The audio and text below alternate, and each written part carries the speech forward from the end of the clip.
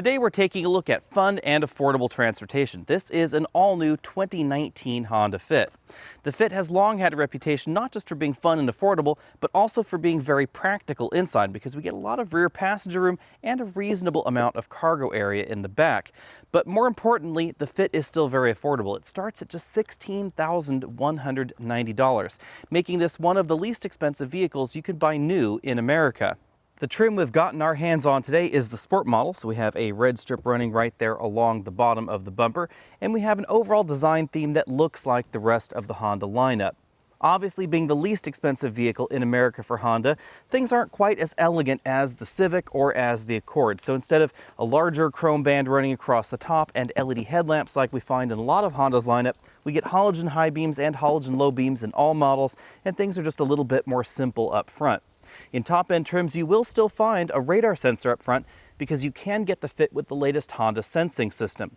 Unfortunately, you can't get Honda sensing with the manual transmission, which is the model that we're driving today.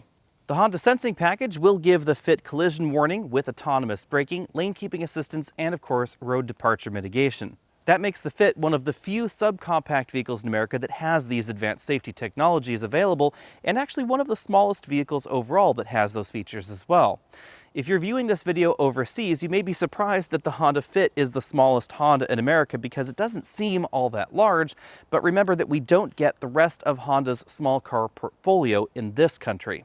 Obviously, at 161.8 inches long, the Fit is longer than something like a Fiat 500, which is a subcompact two-door hatchback, but this is not terribly long in the overall landscape of American vehicles. This is considerably shorter than a Honda Accord, for instance. In terms of its direct competition, this slots between the Rio 5-door and the Nissan Versa Note. The Versa Note is about 163.7 inches long. It also has a slightly longer interior section. The Kia Soul, which is fairly small for America, is also a little bit longer than this at 163 inches, but this is longer than the Toyota Yaris. Because of the overall shape of this four-door hatchback version, we get a reasonable amount of interior space, especially back here in the cargo area, versus subcompact sedans.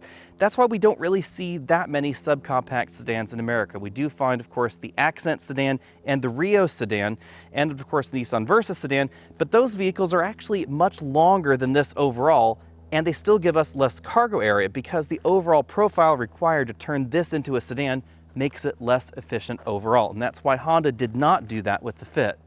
Out back, we find a red accent strip that mirrors what was going on up front, some fins down here on that lower aero treatment, along with a visible exhaust tip, and then the rest of the rear looks a little bit like the Honda HR-V, which is actually somewhat related to the Fit overall.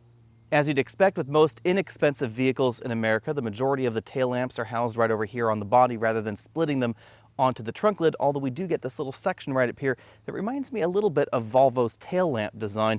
Overall, I think the rear is simple but definitely attractive. Under the Fit's small hood, we find a small engine. Again, our European friends may make fun of us for calling a 1.5-liter engine small, but in America, this is on the small side of things. It produces 130 horsepower and 114 pound-feet of torque if you get the 6-speed manual, which is what we're driving right here. And power drops a little bit down to 128 horsepower and 113 pound-feet of torque if you opt for the optional CVT. Although it is worth noting that the CVT will actually get you from 0 to 60 faster. It'll also get you better fuel economy. Combined fuel economy numbers are either 31, 33, or 36, depending on how you equip the Fit, but the highest numbers will always be with the CVT. The Fit may contain one of the smallest engines in a Honda passenger vehicle in this country, but it is actually one of their more modern Earth Dreams designs, so they don't stuff older technology under this hood. Looking around under the hood, I've always marveled at downsized engine designs in subcompact vehicles because everything gets smaller and honestly just a little bit cuter under here, like this adorably small battery over here on the driver's side. The Fit is all about maximizing interior space for exterior dimensions, and that's why this hood is so short. You'll notice that although the hood is short, the front of the vehicle is actually a very similar size to many subcompact vehicles in America, because the firewall is actually quite a bit further back from the hood. That gives us an overall better proportion, a little bit more interior space, especially right here behind this large windscreen. When you look at the seat score on the side of your screen, keep in mind that these scores are as compared to other subcompact vehicles in America. So obviously this seat is not as comfortable as what we find in top-end trims of the Honda Civic hatchback, But for the subcompact category, this seat is quite comfortable. I'm going to give this a 9 out of 10 point score overall.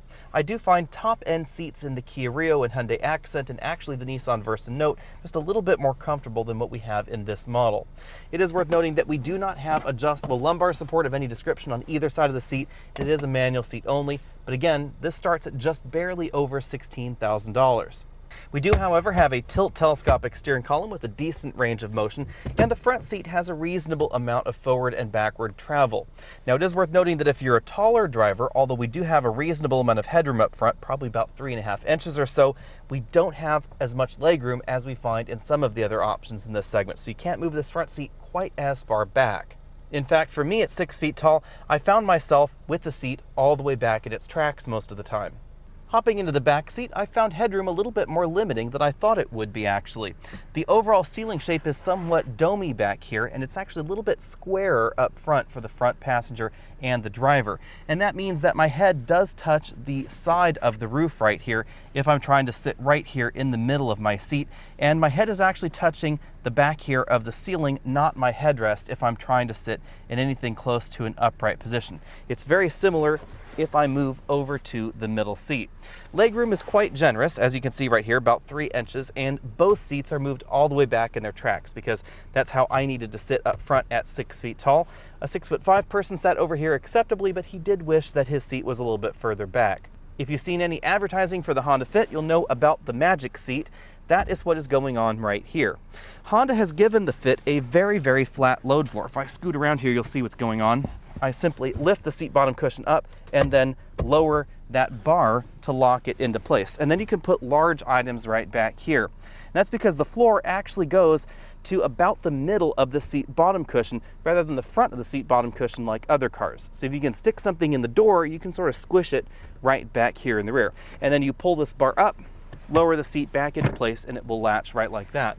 Of course, you can also tilt the seat forward, and because of that large footwell, the seat goes way down into the floor rather than hanging out up here where many subcompact vehicle seat backs would end up. That gives us a very large and very flat load area. Now, because of the overall roundness of this vehicle, however, we still don't have as much room as you find in some of the alternatives. While I found this seat design to be very practical overall, I actually wish that Honda had gone one step further and perhaps had made it possible to remove the seat back while folding and stowing the seat bottom cushion somewhere else. Because I think it really would be a magic trick if you could actually take the back seats of a vehicle like this out and stuff even more cargo into the back. The way Honda has squeezed everything in back here is very, very impressive. You can see how low these rear seat backs fold into the floor. I wish that Honda was able to do this in more of their vehicles because this really would increase cargo practicality in a wide variety of cars out there. With the rear seats latched back into place, you get 16.6 cubic feet of cargo space behind the rear seats. That is a little on the low side. That's behind the Rio 5-door and about 2 cubic feet behind the Soul or the Nissan Versa Note. However, with the seats folded, we actually get a slightly more accommodating cargo area in the back than most of the entries. From this angle, you can definitely see the overall curvaceous nature of this ceiling, and that is what cuts down on headroom right over here on the passenger side. It's worth noting that the shoulder belt for the center seat position comes right here out of the ceiling, not out of the seat back itself. That's not my preference because if you put a child seat in the middle, it does tend to skew off towards one side. We do have a top tether anchor right here that's a little bit in the way again versus one that's in the seat back, but that will help align it just a little bit. Surprisingly, this cargo practicality does not come at the expense of a spare tire. If I lift the load floor, we find a cargo divider right there where you can put some additional items, and then a donut spare tire right there under that divider. As we look around the interior, remember that we are in the Sport trim, which is not one of the upper end trims of the Fit, although we still have height adjustable shoulder belts for the driver and the front passenger. The model that we're driving features this charcoal fabric upholstery with contrasting stitching there on the side. We have moderately aggressive side bolsters and an interesting fabric insert right there in the center of the seat. It's basically the same as what we see over here on the door panels. You can actually see it in slightly better detail right there on the doors. It has sort of a plaid texture with some orange fibers in it, mimicking the contrast stitching there on the seats. As you'd expect from a vehicle in this category, the majority of the door panel is made from hard plastic. So the upper section, lower section, the armrest, everything basically except that fabric insert right there. We have a bottle holder at the bottom of the door and speaker grills down there as well. Moving from the doors on over to the dashboard, you'll notice that very long windshield that I pointed out earlier. That's why we have this small window right there in the corner. It helps improve visibility, but allows you to have this very long dashboard, which makes the cabin feel a little bit roomier. Although large portions of this interior are made from hard plastics, as with most entries in this segment, we do have some soft touch materials within easy reach of the driver and front passenger. That's likely why this interior is generally regarded as one of the more premium subcompact interiors available. You actually find more soft touch materials inside this cabin than we find, for instance, in the Versa Note or even the new Kia Rio. Although it is worth noting that Honda's own HR-V actually has, I think, a slightly more premium feeling interior, and it's not that much more expensive than the Fit. In the center of the dashboard, we have two large air vents, the hazard light button right over there, and a touchscreen infotainment system that features Apple CarPlay integration in the model that we're driving. Unlike some of Honda's other vehicles, this system does not offer a factory navigation option. Below the infotainment system, we find the controls for the single-zone manual climate control system. Working our way down from there, we have a single USB input and power outlet, a small area where you can store your smartphone. I have an iPhone 7 Plus in that area for size reference. We then have two large cup holders right here and the manual shifter, because of course we are driving the manual transmission model. My preference is for reverse to be all the way over to the right and then back, and that's exactly where we find it with this transmission. This is a 6-speed. You, of course, will get a more traditional console shifter if you get the CVT. Moving back from there, we find a handbrake, and then we find some small storage cubbies right there. Then between the front seats, we have a very small armrest. It's a latch right there in the center. Features more of that contrasting stitching. You can see there's enough room in there for wallets, that sort of thing. Inside that storage cubby, we also find a 12-volt power outlet and a USB port. The instrument cluster is fairly simple. It has a tachometer on the left, a large speedometer right here in the center, and then a multifunction display over here on the right. That gives us a digital readout for our fuel level and our instant fuel economy, a small trip computer and clock right there in the middle, and of course an exterior temperature gauge. The steering wheel is a fairly familiar Honda design. We have a large center spoke right there, really no sport grips around the steering wheel. The buttons on the left side of the steering wheel control the infotainment system. You change pages with this button up top. Other options, of course, with this button right here. We have track forward, backward, source, and volume up, down.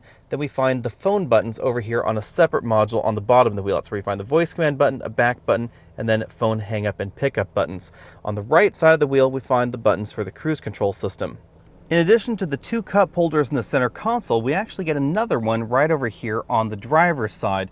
It collapses a little bit so that way it's out of the way of the driver, right like that. Honda's Fit has long had a reputation for being a fun-to-drive subcompact vehicle. But it is important to remember that as the price tag shrinks, the overall refinement of the vehicle shrinks as well. So even though the Fit seems fairly refined in its category when compared against vehicles like the Nissan Versa Note, this is not a mini Honda Civic out on the road or in terms of just overall feel behind the wheel. We get a little bit less steering feel overall. Things are definitely a little bit rougher around the edges overall, although we still have an absolutely excellent Honda 6-speed manual transmission available. In terms of overall acceleration, we ran from 0 to 60 in 8.4 seconds, which is fairly respectable for this category. That is faster than something like the Nissan Versa. Depending on the version of the Versa you get, it may take over 10 seconds to get 0 to 60. Hyundai's Accent is in the 9-second range, and even something like the relatively new Kia Rio is going to be a little bit slower than the model that we're driving here. Of course, your fastest 0 to 60 time will be found in the model with the continuously variable transmission. If you're driving the model with the 6-speed manual, which is what we're driving right here, then it will actually take a little bit longer than 8.5 seconds. We were able to 0 to 60 test a dealer-provided vehicle, and that's the score at the top of your screen, that 8.4 seconds there. I did that because most people will be buying the model with the continuously variable transmission. If you're shopping for a Fit, that would be my recommendation. The CVT is going to give you a smoother driving experience overall. Obviously not quite as engaging, not quite as much fun as this 6-speed manual, but probably a little bit more practical for most people. It will get you faster to 0 to 60, which is critical in a smaller vehicle like this that doesn't have a lot of power under the hood. It will also get you better real-world fuel economy, especially if you drive out on the freeway at higher speeds, because with the 6-speed manual transmission, the engine is spinning at around 3,600 RPM to go 75 miles an hour. That is very fast. Although the engine still spins pretty quickly if you get the fit with the CVT, it definitely is spinning slower than with the manual transmission. That's something that we see in a large number of vehicles out there. In our 60 to 0 braking test, this model took 124 feet to stop from 60 miles an hour back to 0. That's fairly average for this segment, but it is just a hair longer than the last Nissan Versa Note that we tested. The Versa Note is very, very light, and that's probably why it has such a low score. When it comes to our overall handling score, I'm going to give this an A for the subcompact category. The brand new Kia Rio does very well when it comes to handling, as does the related Hyundai Accent, but I think that the fit has just a tiny level of polish above those models. This definitely feels better out on the road than the Nissan Versa. This is the kind of vehicle that seems to want you to drive it a little bit harder. Now keep in mind, again, this is not going to handle as well as a Honda Civic. So if you're looking for the most fun out on the road, a base Civic with the manual transmission, that would be more fun than what we see in this vehicle. A lot of that has to do with the overall design of the suspension and the overall refinement of the suspension. This vehicle does get more upset on broken pavement in the corners than the Honda Civic does, but again, this is notably less expensive than the Civic, so it is something that you should expect. When it comes to our overall ride score, I'm going to give this a B-. I think that the Nissan Versa does a better job of riding that line between handling and ride quality, especially the Nissan Versa sedan. It actually has a more compliant ride than most of the other entries in this segment. I also think that the Kia Rio has a well-polished ride, relatively speaking. Keep in mind that most vehicles like this are going to have a choppier ride than the next size category up. Anytime you shrink the wheelbase in the vehicle, you're going to get a little bit more of a bobble-headed feel where the front suspension and the rear suspension are interacting with imperfections in the road really close together. So the longer you stretch out that wheelbase, generally the smoother the ride. This is, again, one of the smaller vehicles you could buy in America, so this is something that you should expect. In terms of our cabin noise test, this model came in at 74 decibels, which is fairly average for the subcompact category. Again, if you're looking for something quieter, a compact sedan or a compact hatchback should be quieter than this out on the road. When it comes to overall fuel economy, we have been averaging just over 34 miles per gallon with this manual transmission. But again, you should know that if you get the continuously variable transmission, you'll actually be getting better fuel economy. On a one-way highway journey where the speed limit was 70 miles an hour and we had the cruise control set to just a little bit above 70 miles an hour, the overall fuel economy dropped down to about 27 miles per gallon. And that is one of the big things you'll notice between the manual transmission and the CVT equipped fit. The fit is going to give you better fuel economy in real-world driving situations. Now, it's not going to be quite as much fun, but it is going to be probably the more appropriate transmission for most people. If you're shopping for an inexpensive vehicle that still prioritizes driver engagement, the Honda Fit is definitely a vehicle to take a look at. Now, unfortunately, the Fit is just not as much fun as Fit models of the past. If you're looking for an inexpensive vehicle that definitely prioritizes driver engagement and fun, the Fit is something that you should put on your shopping list. This doesn't cost a great deal, but it is fun to drive out on the road.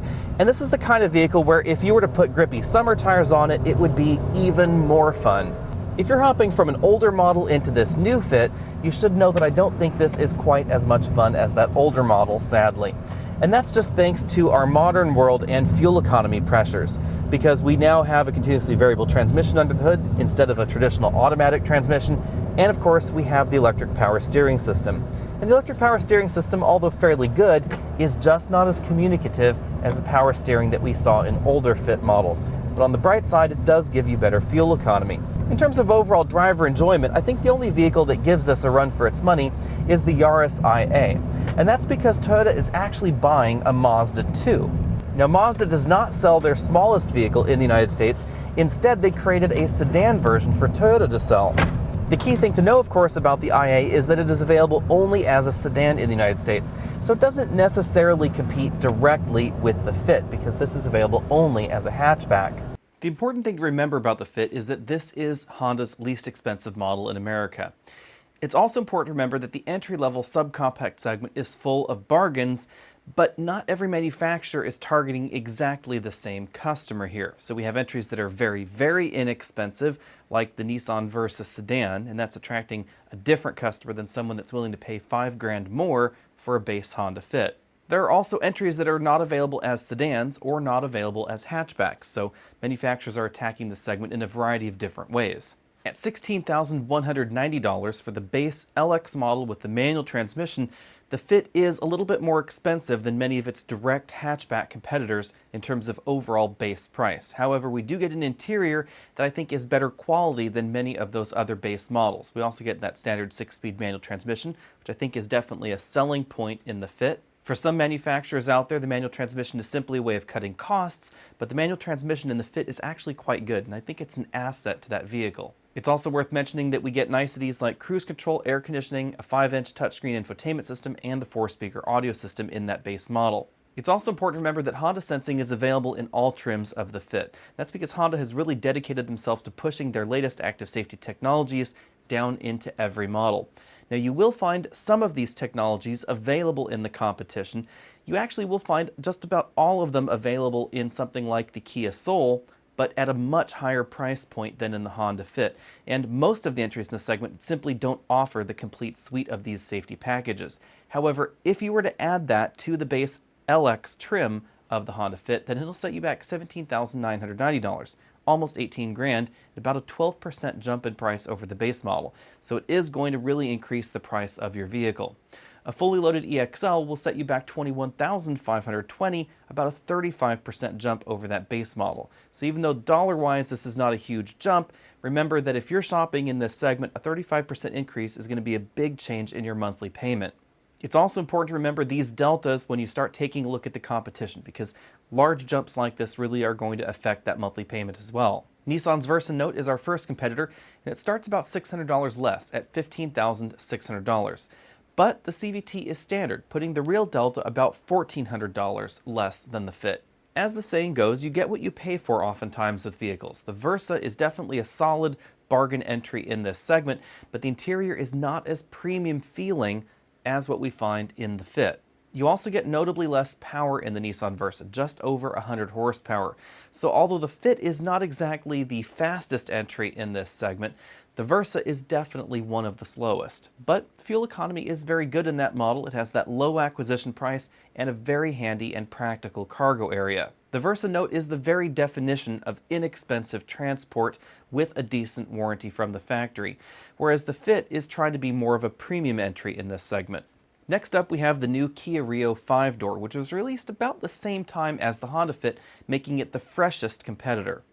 The base price of $14,200 is very low, making the base Fit about 14% more expensive, but it's important to remember that the base LX Rio is very basic. Kia designed the Rio with a dual mission, which is kind of interesting. It's designed to be a mainstream subcompact vehicle for Europe, where people expect more premium trappings in a vehicle that happens to be small, but it's also designed to be a vehicle for inexpensive transportation in South America. And in America, we get tastes that land between these two realities. So what Kia did was they pull parts from the two different parts bins to assemble the American model. So if you get the base LX trim in America, then we get a lot of parts pulled from that South American parts bin. And they don't quite match what's going on with some of the European parts that that model also has. You'll also find that we get manual crank windows in that model and a lot of features that you might expect to find in a base trim these days that are not present on that base model. If you step up to the S trim, however, then we get a much more harmonious interior. We get softer plastics, better quality materials on the inside, and the return of those features that you'd expect. But the S trim is going to be a little bit more expensive, and it's going to be right around that same price as the Honda Fit. So that low price that you see in the Kia can be a little bit deceiving because that's a very basic model, whereas the other trims are more premium feeling, but they're around the same price as the Fit. At the upper end of the scale, a fully loaded Rio actually undercuts the Fit by about $1,500 overall, and we get very similar feature content, but I think that the interior of the Rio is actually a slightly nicer place to be. Now, we don't have anything along the lines of the Honda sensing system. We get some of those features in the top-end version of the Rio, but not the complete active safety package. So that does eat up some of that price difference. The Rio is about as much fun to drive as the Fit these days because the Fit has become a little bit less fun to drive over time, but it actually is a little bit less practical on the inside because of the overall packaging. Honda really decided to go all in on practicality with the Fit, and that really does help out cargo practicality especially. Now, I think rear passengers might be a little bit more comfortable in the Rio because of the way the ceiling is shaped in the Fit, but that really is up to you to decide exactly how that fits for you and your family. Next up, we have the Toyota Yaris hatchback. The Yaris has really had a tough time sales-wise in the United States. Its sales have been tumbling year over year lately. Meanwhile, the sales of the Mazda-designed and built Yaris IA sedan have been soaring. And I think it's easy to see why when you really take a look into the Yaris. It is expected to be very reliable. Of course, we have that Toyota brand reputation in there, but it ends up being a little expensive. The base 3-door model starts at $15,635. If you want the 5-door model, that starts at $17,660. You do get an automatic transmission standard, but it's an older 4-speed automatic transmission. It just doesn't feel as smooth or as refined as the 6 speeds or as the CVTs we find in the other entries in this segment, and fuel economy definitely is a problem with that particular transmission. It's also really obvious when you're driving that Yaris around that you're getting less power and you have fewer gears to choose from. I've often said that one of the benefits of a CVT is when it's paired to a smaller engine, because when you're hill climbing, it really helps wring the most out of that engine. And it's really a sharp contrast when you drive any of the CVT-equipped models back to back with that Yaris, especially up steeper slopes. The big trouble, of course, with the Yaris is the overall value. You can easily argue that the Honda Fit deserves the premium pricing because of its more premium interior trappings, gadgets, etc., but you just can't say the same of the Toyota Yaris. Next up, we have the toughest competitor in my mind for the Honda Fit, the Kia Soul. There's a reason that the Soul outsells everybody in this group by a fairly large margin. It's very, very practical. It doesn't handle as well as the Fit, but the back seats are more accommodating and the cargo area is large and useful. The interior of the Soul is also very well done. Now on the downside, the Soul may cost you a little bit more depending on how carried away you get with options. It starts a few hundred more than the Fit, and adding an automatic transmission bumps it up to about $18,100. On the other hand, Kia offers more in the Soul if you're interested in it. For instance, there are 3 different engines to choose from. We have the base engine with about the same kind of power as we have in the Fit. We have an upgraded 2-liter engine producing 161 horsepower, or there's an optional turbo engine producing 201 horsepower. We also have bigger infotainment screens, more soft-touch materials inside the cabin, and different levels of interior refinement in the cabin as well. So if you get the base model of the Soul, we get a more basic interior. If you get a top-end trim, then they actually replace large portions of the interior with better quality materials. That helps justify the higher price tag in the higher-end trims. And that is a feature I really like with the Soul, because a lot of the entries in this particular segment, if you get the top-end trim, which could cost 30% more than the base trim, you still get the same materials making the dashboard and the doors, but we don't find that in the Soul. They actually do start replacing some of those major components. Now on the flip side, that all comes at a price, because the Soul Plus, for instance, with the 2-liter 161 horsepower engine that will give you more oomph than we find in the Fit, will be about $26,400, a whopping $5,000 more than a fully loaded Honda Fit. Now, we do get extra content in that model that we don't find in the Fit. We have that large panoramic moonroof, I think we have slightly nicer interior bits and bobs, etc., and about $3,000 to $4,000 of extra equipment, and a longer warranty in the Kia Soul, but it will still set you back 20% more than that related Honda Fit. When everything is tallied, the Soul is my top pick in this segment, really because of the way the interior is put together, the practicality of the vehicle, and the fact that there is a lot of attention to detail as you work your way on up the pricing ladder. Now, I should disclose that I actually happen to own a Soul EV, but I think that's as a result of me sampling all the other entries in this segment and really deciding that that is my top pick. That said, however, the Honda Fit is definitely more fun, especially if you prefer a manual transmission. And overall, I think it's also a better deal. So if you're looking for the deal in this segment, then the Honda Fit is definitely a good option. It's also the fun pick, I would say, especially if you're looking at those more base-oriented models. Now, obviously, the turbocharged Soul is going to be more fun than any version of the Fit, but it is going to cost you significantly more. Be sure and let me know what you think about that overall down there in the comments section below. If you haven't already done so, hit that subscribe button in the middle of your screen. Click up there to the top if you want to support this channel. That'll take you over to patreon.com. And as always, find us over at facebook.com/AlexandAutos so you can see what we're driving this week. I'll see you later.